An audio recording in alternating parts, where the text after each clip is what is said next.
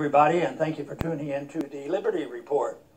With me today is Daniel McAdams, our co-host. And Daniel, good to see you. How are you this morning, Dr. Paul? Doing well. Good. Doing well. Good. So we'll get back to work again, trying to persuade a few people to come to their senses. Yeah, that's not One easy. at a time. One person at a time. Madness goes as in crowds, but returning to sensibility and saneness goes one at a time. One at a time. So I hope we reach more than one person today. I hope so. A couple more than that. But there's lots to talk about today. But I thought we'd start off with, this whole thing of tracing, Contact tracing, yeah. and following and tracking people. Of course, my immediate reaction was tracking. Tracking is something that dictators do. We don't live in a dictatorship, but we're having a hard time convincing our friends that we don't live in a dictatorship, because we're certainly using a lot of tools. I think the only saving grace for us so far has frequently been that governments are so inept and incapable of achieving what they're supposed to be doing, and the programs fail. Like the welfare system fails, and the wars, they always lose. But again, that can be a negative too, because that just gives them an incentive to do it more. Yeah. If 5,000 people couldn't track people in Houston, we'll get 10,000 people to track everybody in Houston. They just add on to it. And I'm thinking about Houston because Houston hasn't been such a good example on trying to resist the authoritarians coming in and tracking. So we have a county judge up in Houston that's determined to impose these things. It sounds like she's on Bill Gates' payroll. Yeah.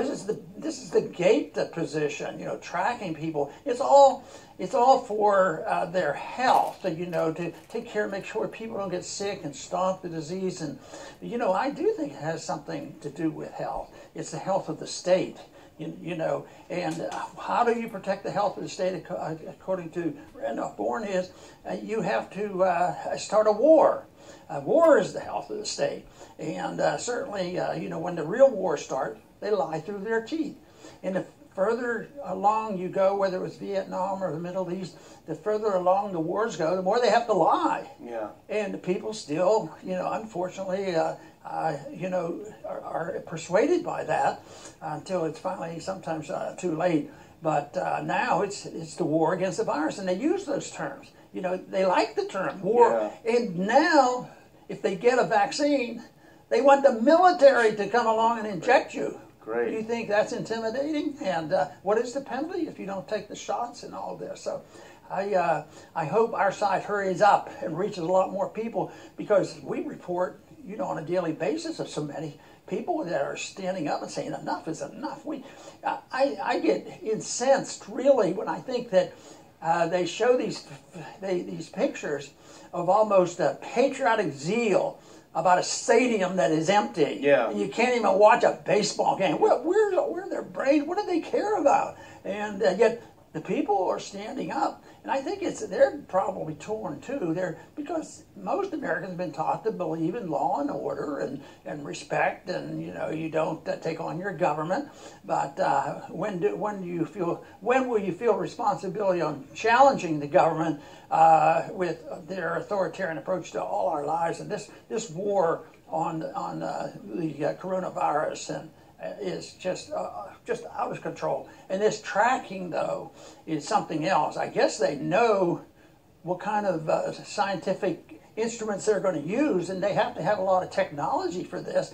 But it's all done for humanitarian reasons. It couldn't be done for the special interests of a few people. For humanitarian reasons, all wars are fought for humanitarian reasons, and that, of course, is just a lie. And hopefully some of their failures that we can expose can make people skeptical. We have to get this disconnect, because if you do a flat-out question to the people in this country about trusting government comes out very poor. 60-something%, sometimes up to 70%. They don't believe what the government tells them. And yet they seem to roll over when they're scared. Yeah. That's how they can reverse that. Scare, build up the fear, and listen to the bureaucrats, and listen to the Faucis of the world and the Bill Gateses of the world, and then blame Trump for everything. he needs blame for some things, Some but, things, but yeah. not everything, Yeah, you know. yeah. So it is a shame, but this whole thing about tracking everybody is just, you know, beyond the pale. It's very dangerous. You know, think of it as a national ID on steroids.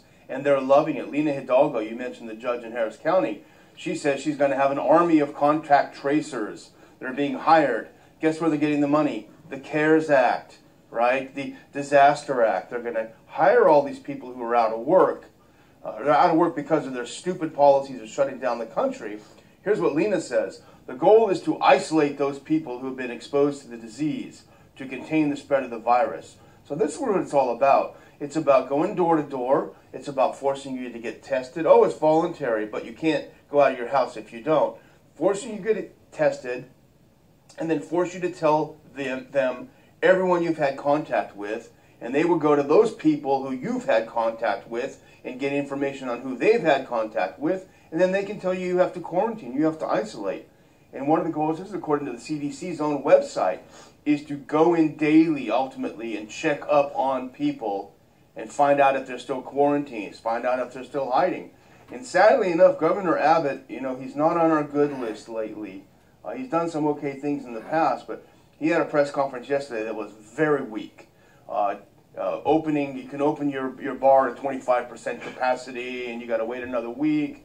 A lot of crazy things, and it's really weak. But another thing that he's done, he's spending a third of $1 billion hiring this company MTX Group to grow and manage a large fleet of contact tracers. 27-month contract, right? They're here for the long haul. 2-year contract, 4,000 tracers going around Texas. They're going to have hired by the end of May. They want to trace down your close contacts of those people who are infected, monitor them, and quarantine them if necessary. All of this in the context of an outbreak of a virus that, as a lot of people who weren't hysterical predicted, is going to come and go like all viruses. If we could just look at those first couple of slides, because this is daily new deaths in the U.S. Just follow that curve. The virus is reaching the end of its shelf life, as they always do. Now let's take a look at Texas. It's a little more complicated, but here's Texas. New deaths in Texas. You can still see that same arc, the same curve. They say, oh, no, we're doing this because the second wave is coming. It'll be worse than the first. That's possible because they forced everyone to stay inside and not develop their immunities.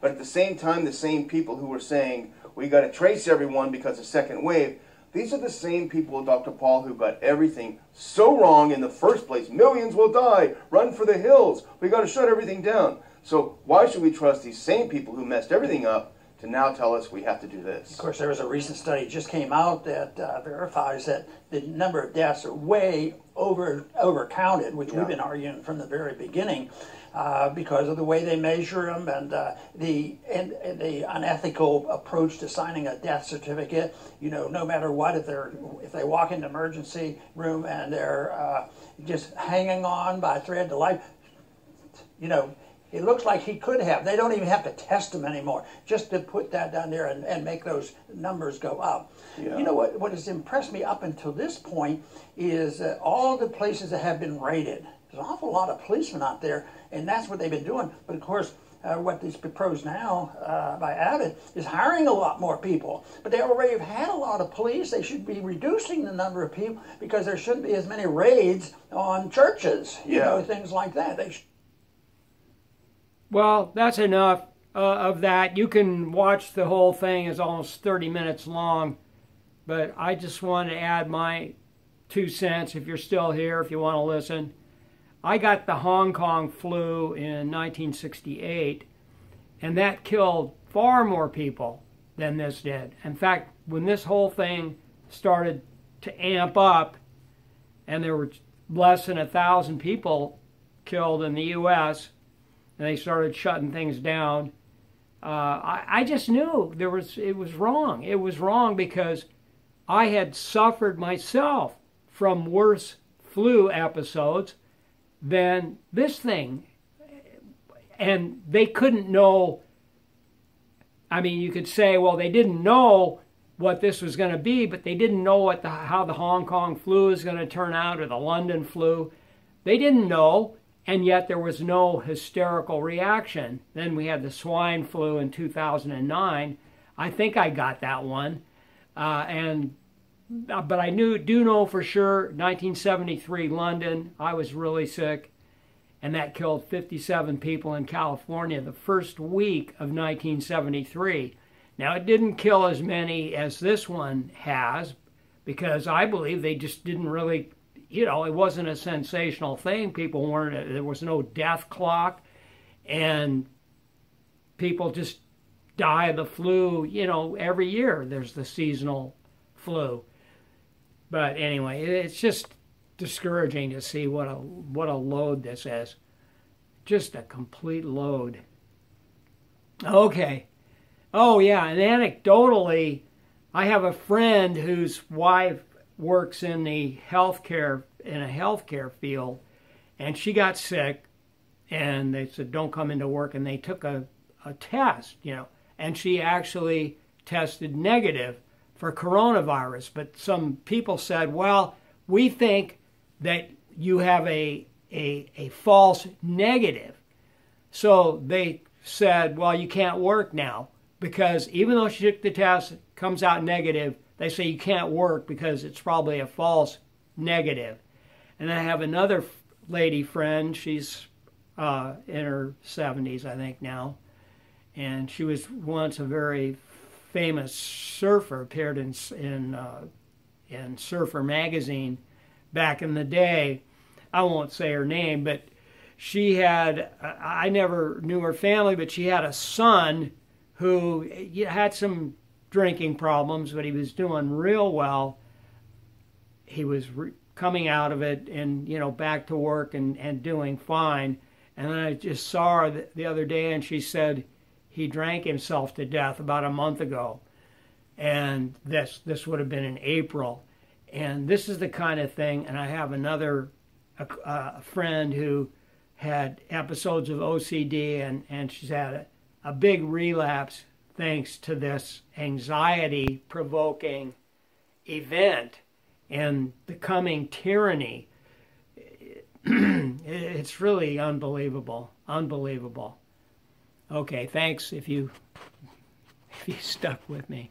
Bye.